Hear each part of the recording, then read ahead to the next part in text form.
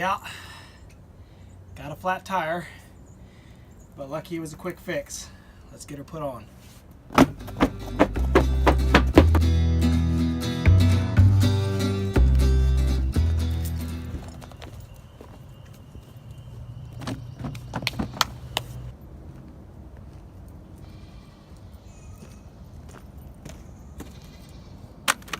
All right.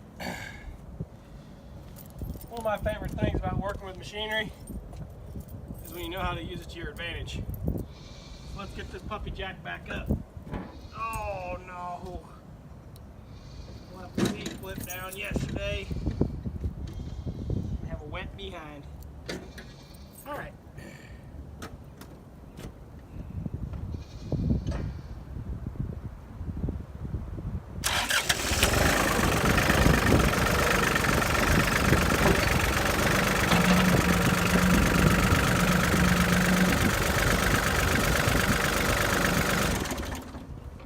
That ought to do it.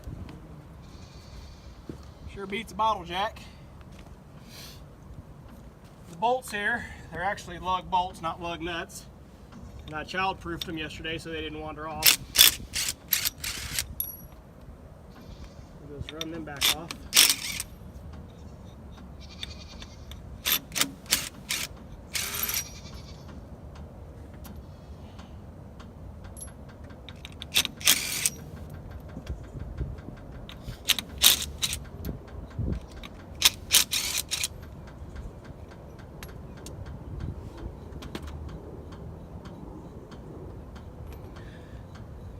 This thing just barely hangs on there. Yesterday when we popped it loose, it about jumped off and bit us. It just barely seats on this little hub.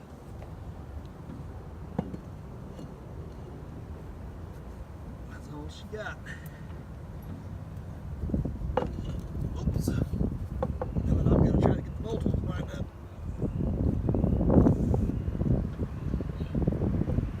I can get just one.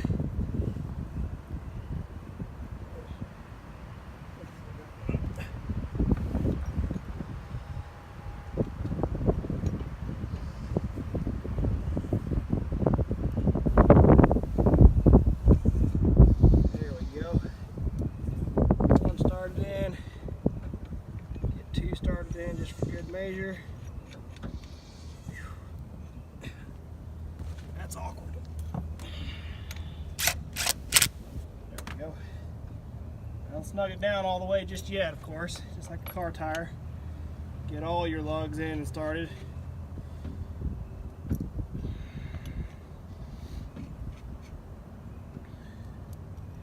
And I actually broke the torque yesterday with this little impact. So I'll put the torque back with the same impact. Dirt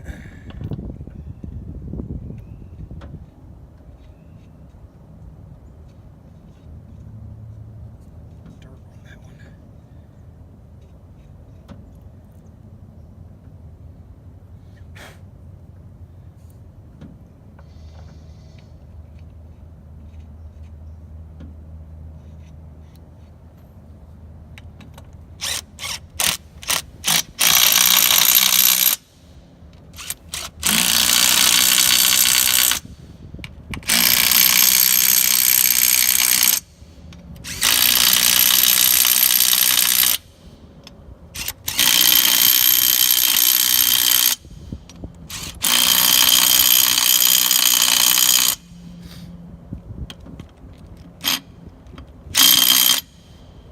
Good enough.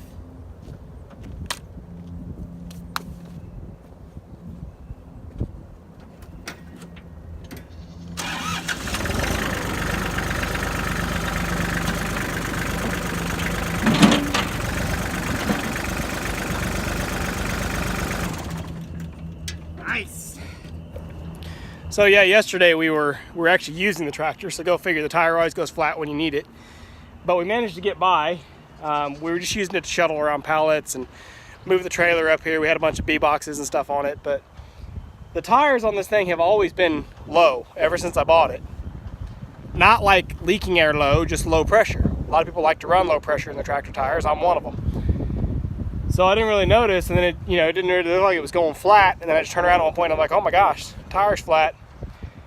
So we tried to pump it up with air, and it kind of seemed like it was holding, but then it kind of wasn't. So I got it pumped up, turned around 5 minutes later, it was flat again. And what we found was it was leaking out around the valve stem, not out of the valve stem, not out of a hole, but around the valve stem. And so that told me, okay, there's a tube in the tire because I can move the valve stem, and there must just be a hole in the tube. So that actually makes for a relatively easy repair because the tire itself is not destroyed. That's what's nice. You're not having to plug the tire, you're not having to buy a new tire. And a lot of times you can just patch the tube. But I took it in, they said the tube could not be patched, which whatever. They're the tire experts, not me. I wasn't there, I just dropped it off and they fixed it. But it cost me $30 whole. Most of that was probably the tube. Probably 20 bucks in tube and 10 in labor if I had to guess. But she's back up and holding now. And actually I got all the other tires pumped up yesterday since we were shuttling the air tank around anyway. I went ahead and pumped up the other ones a little tighter because they were pretty squishy. But she's up tight now. The back ones have fluid in them, which I didn't know that. I mean, I knew that you put fluid in your tractor tires, but I didn't know that this tractor had fluid in it until I aired it up and then you hear it bubbling. So anyway, minor setback. It was Sunday afternoon when we found a flat tire and had it fixed by Monday at noon. Not a big deal. It's good to know where the services are at. The place I took it to, they said, oh yeah, we do everything but motorcycle tires. So I can bring them big tires, little tires, doesn't matter. They can do it, which is good to know. So yeah, that's fixed. I think I'm gonna try to do something else productive, but we shall see. All right, we're working on something new today. See, I've got some trenches dug. We're gonna plant some potatoes. And I'll just mention this. I've been shopping around for a couple of weeks looking for potatoes, and the cost of seed potatoes just blows my mind that they're so expensive on a price per pound when you can go to the store and buy just plain old potatoes for like 20 cents a pound, yet seed potatoes, they want $6-7 a pound. It's crazy to me. I don't think you get that multiplication of production out of them to make it quite make sense there. But anyway, I wanted to get some different varieties. I want to try something other than just plain old red potatoes or Yukon Golds or whatever. So we'd gone so far as ordering online from a place. It was the cheapest I could find on a price per pound online, and it was still, I want to say, $6 or $7 a pound. And then I turn around today, totally random, I'm in Tractor Supply, and they had them. They had all their seed potatoes, but they had the purples, and we really wanted to try purples. So I grabbed them, and they were only $2 a pound for seed potatoes. So crazy cheap. I mean, that was cheaper than going and getting it from my local feed store, and he buys a 50-pound sack of seed potatoes, and then he gets them super cheap in a 50-pound bag, and then he marks them up. I think he's selling them for $2.50 or $2.65 a pound, something like that. So much cheaper than online, but he only had one option. He had some red potatoes, which we have the reds over here in the other tub. Well, yeah, back there, that one back there. I got 6 pounds of red potatoes and 3 pounds of the purples here. But anyway, just cut some trenches here. My nice cow manure, composted cow manure. It's gonna be the first stuff I plant in this garden. It's growing weeds quite well right now, so let's hope there's something to be said for the potatoes to come. But yeah, we're gonna get them thrown in here. This is not ideal. I did not give these time to really callus off, but I'm leaving town, so I've got to get them in the ground today. I just cut them up an hour ago. I'm trying to give them as much time as I can to kind of dry out, but it's nothing for where it needs to be. But anyway, we're gonna get them in the ground and we're just gonna hope it works. So let's get them planted and then we'll go from there. All right, well, I got them all planted up. I apologize if there's tractor noise in the background. My father-in-law's boring holes to plant more fruit trees in. But it worked out perfectly. That was the 3 pounds of purple down there and 6 pounds of red here. The board just shows the division for now until I find a better marker, but that worked out right. The 6 pounds of potatoes, they had a lot more eyes on them, so I got more cuts out of them. So that's why the row, it seems like about a quarter of the row was 3 pounds of blues and about 3/4 of the row was the reds. And I double rowed them, which most people say, oh, just do a single row, single hill. But these beds that I'm trying to establish are about 30 inches wide, so I think that's okay. I just planted them kind of both on the edge of the bed, so there's about 18 inches between the rows as far as the potatoes. And then of course as they come up, you'll be hilling in between them and everything else. So I put the seeds about a foot apart. That's maybe a little tight, but I'm being optimistic. Plus some of them didn't really have very good eyes, so if they don't sprout, you know, oh well, I won't have huge holes. I just figured while I was at it, I would mention the radish in the background. For those of you that have been paying attention to the radish, obviously I planted it a little too thick. It looks beautiful. It's very lush and green. But you can see these ones right here in the foreground, how much bigger and leafier they are versus most of the rest of the patch back there.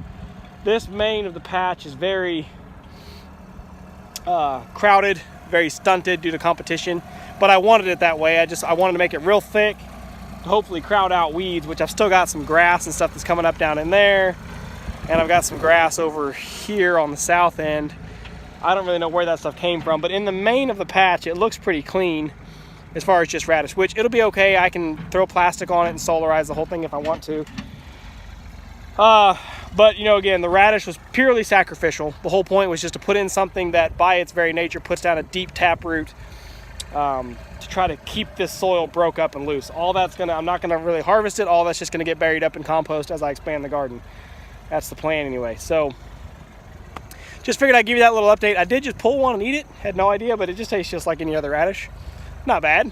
But anyway, I can help the father-in-law here finish planting these trees, but the potatoes are in the ground, so I'll try to remember to make a little update and let you know how they go. Well, they say they're bigger in Texas. This has got to be the biggest earthworm I have ever seen in my life. I thought it was a snake. We're doing a little planting out here in the garden. I'll just show you guys. I got my father-in-law employed again, but planting a few more trees here in the backyard if I can get the camera to focus. Maybe, there we go. There's an avocado, and there's an avocado. Not many leaves on that one. And then here's a clementine here, and a clementine here. We actually ran out of space. The main orchard is over there, and it's full. Until I had to leave some space to be able to work around the sawmill. But anyway, so we planted the last fruit trees up here, and then we've got some more seedlings. We're just putting in another crop of cabbages. You can see here's our original broccoli and spinach.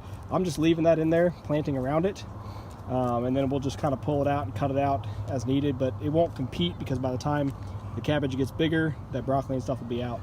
We planted a few more broccolis over here, new broccolis. That was where the original spinach and radish were at.